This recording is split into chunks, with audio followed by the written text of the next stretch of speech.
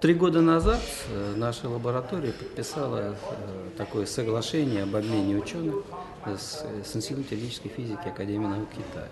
И в рамках такого соглашения мы сегодня проводим третий воркшоп, совместное совещание по проблемам ядерной физики. К нам уже в нем участвуют не только теоретики, но и экспериментаторы из нашей лаборатории. К нам приехали еще, присоединились к нашему воркшопу гости из Польши, Германии, Хорватии.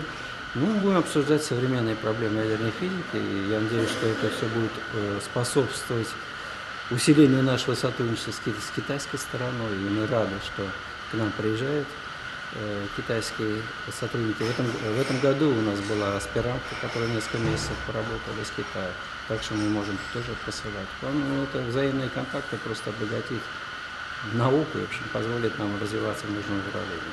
Они в науку вкладывают большие деньги. И это видно по публикациям. Если вы посмотрите независимый анализ, то число китайских публикаций по всем разделам науки, особенно физики, резко возрастает. И они работают. Они прошли школу во всех, они посылали молодежь во все современные центры мировые. Так что у них появилось много квалифицированных людей, плюс их неограниченные ресурсы молодежи, что позволяет им, конечно, отбирать таланты.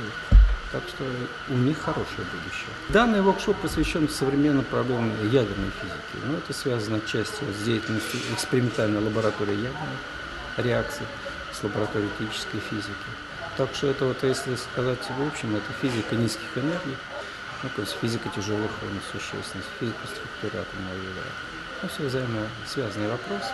И они заинтересованы в наших результатах, и потом действительно, в ЛТФ очень сильная теоретическая группа, по разным направлениям, но в том числе и по ядерной физике. У нас хорошая школа, я об этом знаю во всем мире, поэтому приезжают.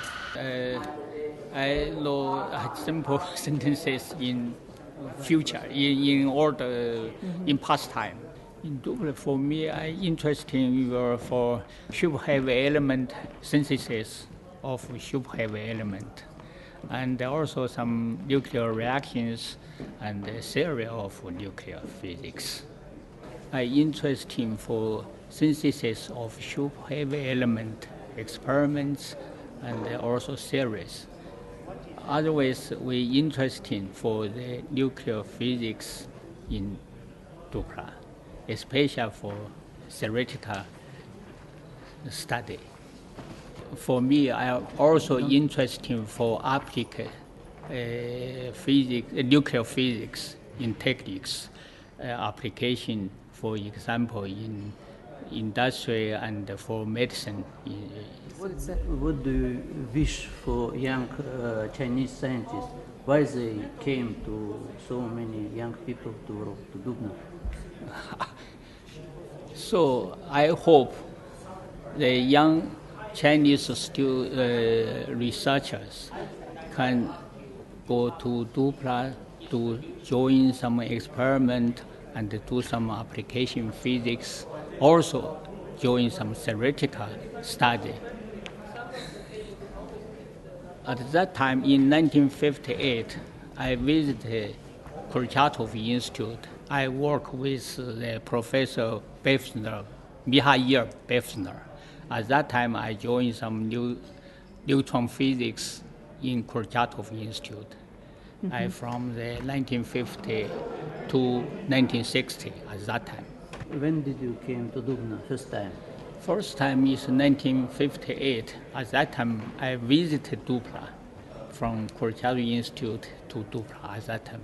Early time, very early. My feeling is well for Dupla Institute. I think there is a lot of interesting things at present. So for nuclear study and also for nuclear applications and also nuclear energy. I come to Russia and in particularly to Dubna, the Joint Institute for Nuclear Research, about 10 years ago. And since then, I suppose both scientists from China and from Russia realize the importance of joint efforts to push the development of nuclear physics. not only in Russia and in China, but also for the world. So that's the reason we come here. Somehow that the science is really interesting and exciting. You know that Dubna has big names, in particularly in this lab. For example, there are so many famous physicists like Budubov, and these people has encouraged the Chinese scientists to visiting this place. So whenever we come here, so we feel really excited to exchange more and to study from each other and try to do something in nuclear physics. And probably you know that in China now we have in a stage much more than before to push the development of science. Therefore, I suppose that this time difference is really small for us.